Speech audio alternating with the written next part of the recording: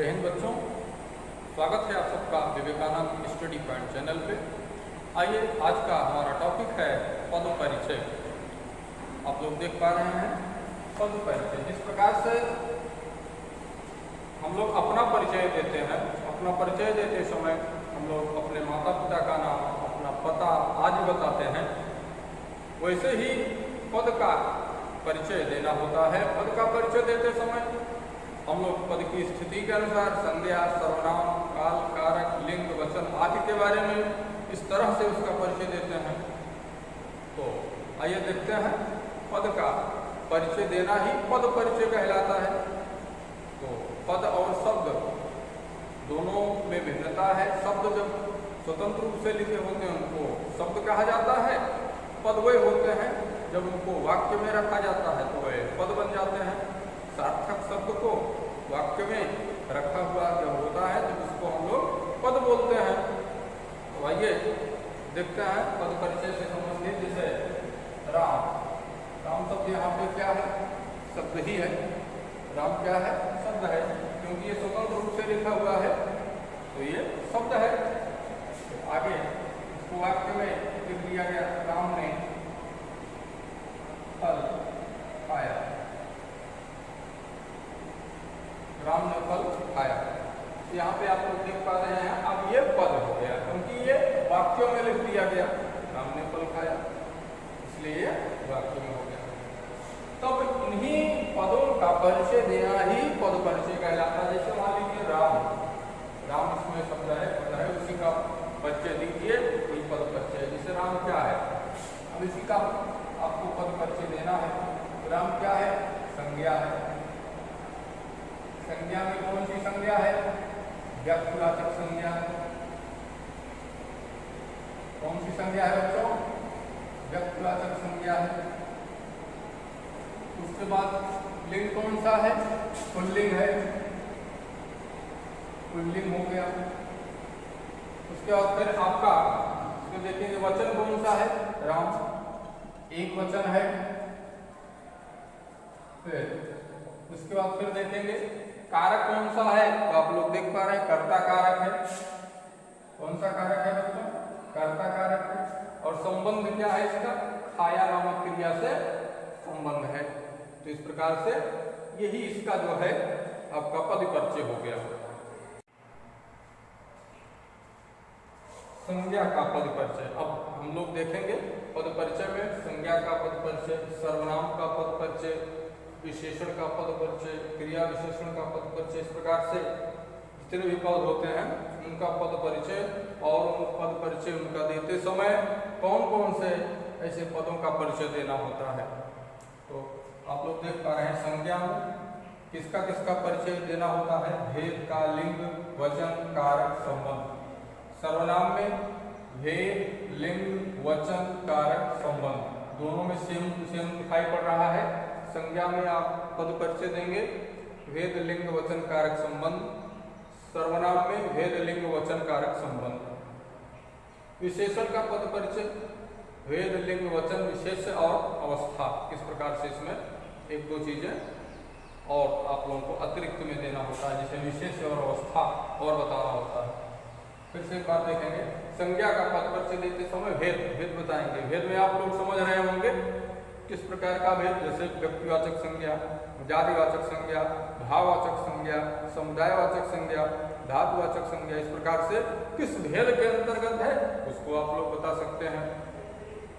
लिंग, कौन सा लिंग है? पुल्लिंग है या स्त्रीलिंग है? वचन, कौन सा वचन? एक वचन है या बहुवचन है?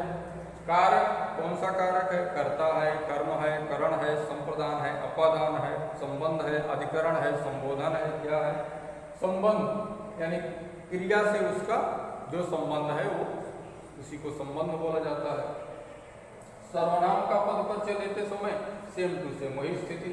सर्वनाम का पद परिचय देते समय भेद बताएंगे। सबसे पहले भेद में कौन सा भेद है? भेद के अंतर्गत जैसे आप लोग जानते हैं निश्चयवाचक सर्वनाम, अनिश्चयवाचक सर्वनाम। तो सर्वनाम के 6 भेदों में जो है पुरुषवाचक सर्वनाम, प्रश्नवाचक सर्वनाम, निजवाचक सर्वनाम, संबंधवाचक सर्वनाम, निश्चयवाचक सर्वनाम, अनिश्चयवाचक सर्वनाम। इस प्रकार से सर्वनाम के 6 भेद हुआ करते हैं। तो भेद की बात आती है तो इन 6 में से कोई ना कोई एक भेद उसमें से रहेगा जिसका पद परिचय देना होगा।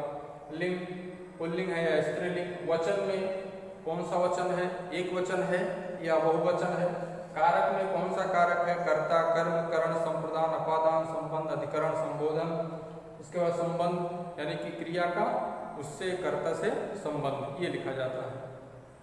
उसके बाद विशेषण का पद परिचय देते समय क्या क्या लिखा जाता है, भेद, लिंग, वचन, विशेष और अवस्था, ये चीजें बताई जाती हैं। तो आप लोग देख पा रहे हैं संज्ञा और सर्वनाम का जब पद परिचय देना होता है तो सेम टू सेम चीजें बताई जा रही हैं। भेद इसमें, भेद इसमें, लिंग इसमें, लिंग इसमें, वचन वचन, कारक कारक, संबंध इसमें, संबंध इसमें। इस प्रकार से दोनों में समानता है जब पद परिचय देते हैं संज्ञा और सर्वनाम।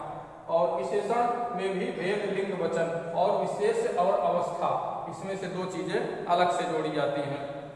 विशेष से भी बताना पड़ता है, अवस्था अगर है किस अवस्था में है, मूलावस्था में है, उत्तरावस्था में है या उत्तम अवस्था में है, इस प्रकार से बताना पड़ता है। विशेष से मतलब कि जिसकी विशेषता बतलाई जाए उसको विशेष्य बोलते हैं। तो विशेषण के रूप में इसमें भेद बताना होता है। तो भेद में कौन कौन सा गुणवाचक विशेषण, परिमाणवाचक विशेषण, संख्यावाचक विशेषण और सार्वनामिक विशेषण, इस प्रकार से विशेषण की बात करते हैं तो 4 भेद होकर के आते हैं। तो चारों भेदों में से कोई न कोई एक भेद उस वाक्य में रहा करेगा, उसी एक वाक्य में उसका परिचय देना होगा। क्रिया का पद परिचय देते समय उसका भेद, लिंग, वचन, पुरुष, काल और वाच्य बताना होता है। क्या क्या बताना होता है, सब साइड में बगल में लिखा गया है। क्रिया का पद परिचय बताते समय उसका भेद लिखेंगे। भेद में कौन कौन सा, जैसे सकर्मक क्रिया है या अकर्मक क्रिया है, पूर्वकालिक क्रिया है या नामधातु क्रिया है, या प्रेरणार्थक क्रिया है या संयुक्त क्रिया है। तो इसके भेद के बाद लिंग, कौन सा लिंग है, वो पुल्लिंग है या स्त्रीलिंग है, वचन एक वचन है, बहुवचन है, पुरुष कौन सा पुरुष है, उत्तम पुरुष है, मध्यम पुरुष है कि अन्य पुरुष है। इसके बाद काल, काल के बारे में पूछा जा सकता है, भूतकाल में है कि वर्तमान काल में है कि भविष्य काल में है। वाच्य भी पूछा जा सकता है कि वो किस वाच्य में है। वाच्य का मतलब कर्तृवाच्य, कर्मवाच्य और भाववाच्य, 3 ही वाच्य होते हैं। तो 3 वाच्यों में से जिस वाच्य में रहेगा उसी में उसका पद परिचय दे दिया जाएगा। फिर आपका आता है क्रिया विशेषण का पद परिचय। क्रिया विशेषण का पद परिचय देते समय केवल भेद लिखा जाता है। आप लोग देख पा रहे हैं क्रिया विशेषण का पद परिचय देते समय केवल क्या लिखेंगे, भेद लिखेंगे, अन्य चीजें इसमें मेंशन नहीं करनी होती है, जैसा कि ऊपर आप लोग देख रहे हैं। केवल भेद में कितने भेद, कालवाचक, स्थानवाचक, परिमाणवाचक और रीतवाचक। क्रिया विशेषण के कितने भेद, 4 भेद। तो भेद भी आप लोग बता देंगे, पर्याप्त माना जाएगा। फिर आपका आता है संबंध बोधक का पद परिचय। संबंध बोधक का जब परिचय देंगे, पद परिचय देंगे, तो उसमें भी केवल क्या लिखना पड़ेगा बच्चों, भेद ही लिखना पड़ेगा। केवल भेद का वर्णन कर देंगे, मेंशन कर देंगे, वही आपको पर्याप्त माना जाएगा।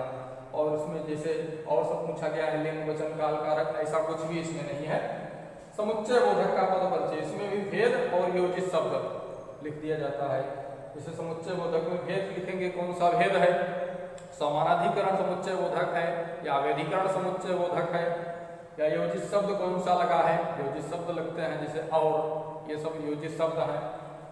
फिर उसके बाद पुनः विस्मयाद बोधक का पद परिचय। विस्मयाद बोधक का पद परिचय देते समय क्या लिखेंगे, इसमें भी भेद का नाम लिखेंगे। तो आप लोग देख पा रहे हैं क्रिया विशेषण में भेद, संबंध बोधक में भेद, समुच्चय बोधक में भेद और विस्मयाद बोधक में भेद। इनमें चारों में भेद ही भेद बताना होता है। बाकी आप लोग जो 4 ऊपर देख रहे हैं, संज्ञा, सर्वनाम, विशेषण और क्रिया, इसमें जो है भेद, लिंग, वचन, पुरुष, काल, वाच्य आदि आदि बातें बतानी होती हैं। तो आगे हम लोग संज्ञा का भी पद परिचय प्राप्त किए स्टार्टिंग में, शुरू में ही उदाहरण के माध्यम से। अब हम लोग सर्वनाम का पद परिचय प्राप्त करेंगे उदाहरण के माध्यम से। आइए अब सर्वनाम को जो है उदाहरण के माध्यम से पढ़ा जाता है। अभी संज्ञा का पद परिचय उदाहरण के माध्यम से देखा गया, सर्वनाम को जो है देखते हैं। जैसे उदाहरण है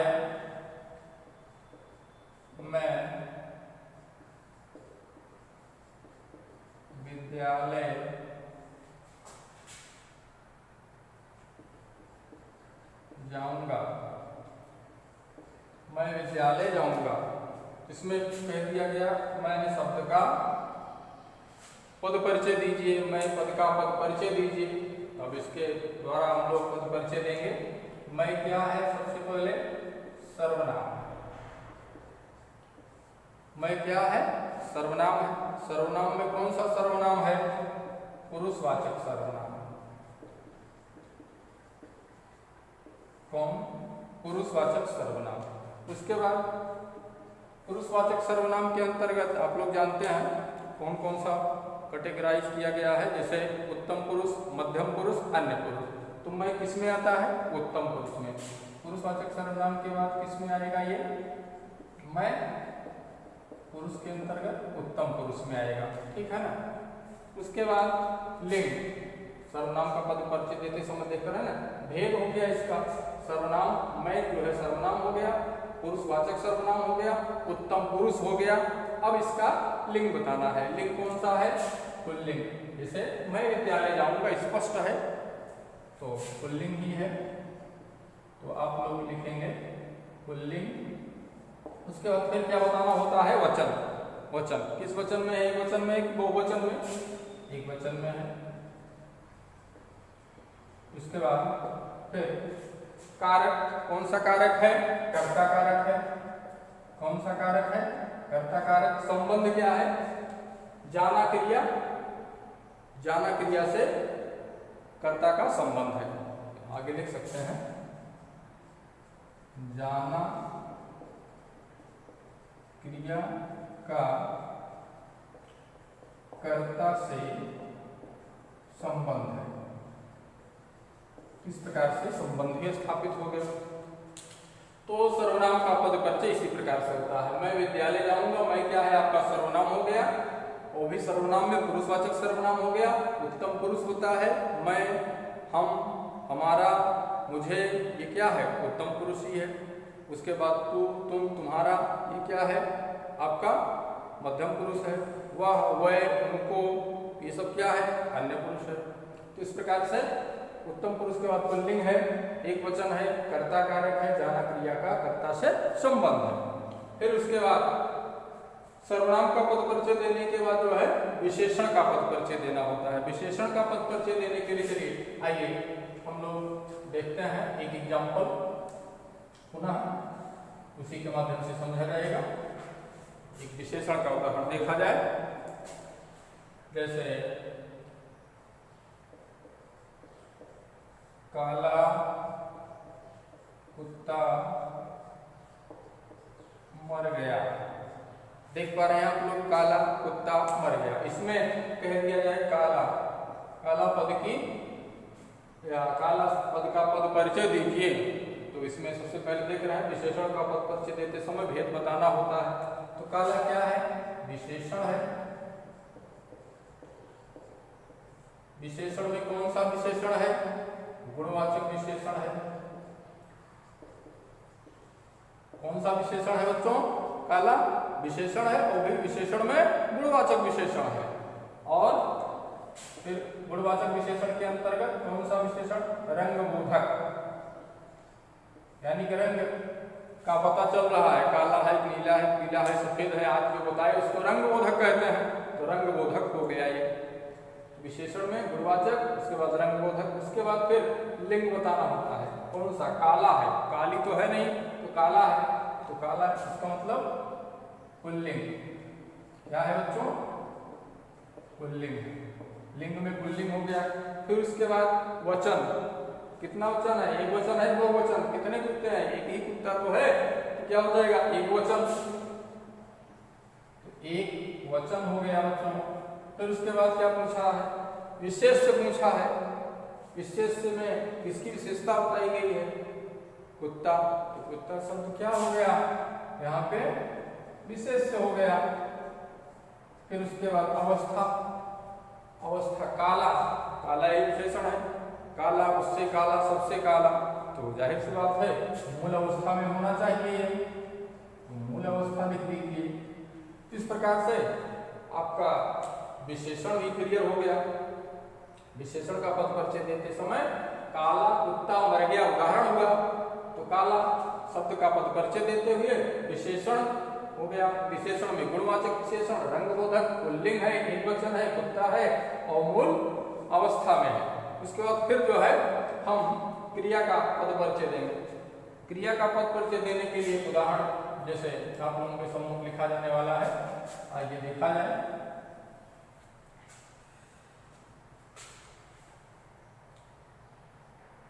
मोहन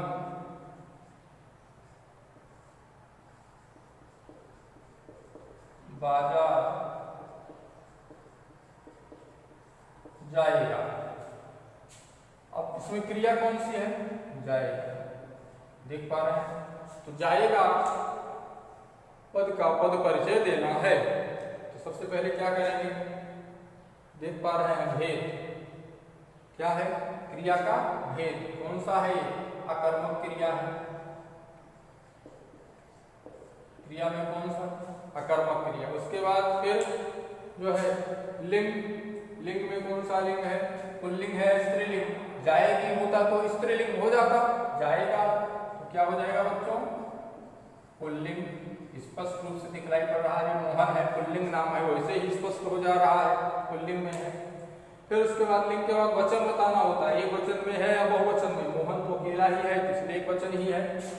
जाएंगे होता तो बहुवचन हो जाता, जाएगा है तो एक वचन हो गया। अकर्मक, पुल्लिंग और एक वचन में हो गया। फिर उसके बाद पुरुष। पुरुष कौन सा पुरुष है? ये आपका अन्य पुरुष में हो जाएगा। कौन सा पुरुष? अन्य पुरुष में नाम जो है इसलिए। अब उसके बाद काल। काल बताना होता है, देख पा रहे हैं आप लोग। अब काल में आप लोग एक दाग किए, कौन सा है? भविष्य काल। भविष्य काल में कौन सा काल? सामान्य भविष्य काल है। कौन सा है बच्चों? सामान्य भविष्य काल या सामान्य भविष्य काल। फिर इसके बाद वाच्य। वाच्य पूछा जाता है, किस वाच्य में? मोहन बाजार जाएगा, कर्तृवाच्य है, कर्मवाच्य है, भाववाच्य है। क्या है? तीनों में से ये कर्तृवाच्य है। क्या है बच्चों? कर्तृवाच्य है। इस प्रकार से इसका पद परिचय हो गया। किसका? मोहन बाजार जाएगा। तो जाएगा का पद परिचय दिया गया। जाएगा क्या है? अकर्मक है, पुल्लिंग है, एक वचन है, अन्य पुरुष में है, सामान्य भविष्य काल में है और कर्तृवाच्य में है। इस प्रकार से आपका ये क्रिया का पद परिचय हो गया। आगे हम लोग देखने वाले हैं क्रिया विशेषण का पद परिचय जो है।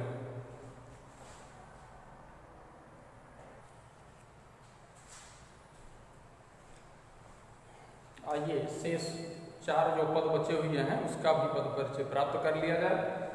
क्रिया विशेषण संबंध बोधक, समुच्चय बोधक और विस्मयात्मक। इनका उदाहरण बोर्ड पे लिखा गया है। पहला है वह कम बोलता है। उदाहरण देख कर के आप बता सकते हो कि ये किस पद के अंतर्गत आता है, क्योंकि रेखांकित भी कर दिया गया है। कुछ पद के नीचे रेखांकन भी कर दिया गया है, जिससे आप लोग बता सकते हो कि ये जो है इसी पद के अंतर्गत है। वह कम बोलता है। कितना बोलता है? कम। तो आप लोग बताएंगे वह कम बोलता है किसमें है? ये क्रिया विशेषण में ही है। क्रिया विशेषण के अंतर्गत कौन से भेद में है? परिमाण। इसमें है। भेद में अगर लिखना है तो भेद क्या है इसका? क्रिया विशेषण को है, पहले क्रिया विशेषण लिख देंगे। कम क्या है? क्रिया विशेषण है। और भेद में कौन सा है? परिमाणवाचक। कितना, यानी कि कितना करने से प्रश्न का उत्तर मिल रहा है, इसलिए क्या हो जाएगा? परिमाणवाचक हो जाएगा। परिमाणवाचक। अब परिमाणवाचक के अंतर्गत भी भेद होता है। उसमें कौन सा भेद है? ये तुलनावाचक या तुलना बोधक। तुलना बोधक ये हो गया होगा, क्योंकि इसमें जो है भेद ही बताना होता है, इसलिए भेद ही का मेंशन किया गया है और तमाम बातें इसमें नहीं लिखी जानी है। फिर उसके बाद संबंध बोधक का पद परिचय। इसमें भी भेद बताना होता है। देख पा रहे हैं, मनुष्य पानी के बिना जीवित नहीं रह सकता है। तो आप लोग देख पा रहे हैं भेद कौन सा है? संबंध बोधक है। संबंध बोधक है। संबंध बोधक के अलावा जो बिना शब्द है ये क्या है? व्यतिरेक बोधक है। क्या मानेंगे इसको? व्यतिरेक बोधक।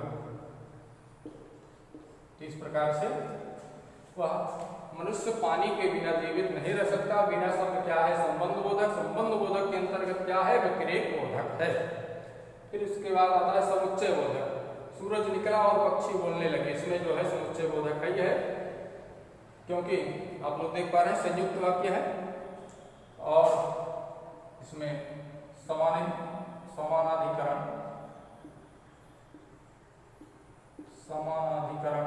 समुच्चय बोधक है। समुच्चय बोधक तो है ही, पहले समुच्चय बोधक लिखेंगे। समुच्चय बोधक भेद के अंतर्गत इसके बाद कौन सा? समानाधिकरण समुच्चय बोधक। समानाधिकरण समुच्चय बोधक। उसके बाद योजक शब्द किस योजक शब्द से जोड़ा गया है? और योजक शब्द से इसको जोड़ दिया गया है। इस प्रकार से इसका पद परिचय हो गया। अब विस्मयाद बोधक का पद परिचय, जैसे हाय वह चल बसा। विस्मयाद बोधक पहचानना भी आसान है। इसमें क्या होता है? जैसे संबोधन का चिन्ह लगा होता है, आप लोग तुरंत जान जाएंगे। विस्मयाद बोधक हाय, हाय वह चल बसा। तो हाय क्या है? भेद का नाम। तो हर्षबोधक तो है नहीं, कोई खुशी वाली बात तो है नहीं, क्योंकि वह चल बसा यानी कि मृत्यु को प्राप्त हो गया। तो हाय दुख की बात है, तो क्या होना चाहिए? शोक बोधक। क्या होना चाहिए बच्चों? शोक बोधक। पहले यहाँ पे लिख देंगे विस्मयाद बोधक। भेद में क्या है? विस्मयाद बोधक, उसके अंतर्गत उपभेद शोक बोधक के अंतर्गत आ गया। तो इस प्रकार से आपका ये पद परिचय वाला टॉपिक संक्षिप्त में इस प्रकार से खत्म होता है। और आज जो है बच्चों हिंदी दिवस भी है। इसके पहले वाले वीडियो में हिंदी दिवस से संबंधित कुछ बातें और शुभकामना भरी बातें बताई गई हैं। तथापि मैं एक बार पुनः आप लोगों को हिंदी दिवस की हार्दिक बधाई एवं शुभकामना देता हूं बच्चों। और आप लोग ऐसे ही हिंदी के विकास के लिए, इसके पुनरुत्थान के लिए, समृद्धि के लिए, प्रचार प्रसार के लिए हमेशा अपना योगदान देते रहें। हिंदी अपनी राष्ट्रभाषा है, मातृभाषा है, राजभाषा है और इसमें लगातार आप लोग अपना योगदान दें। धन्यवाद।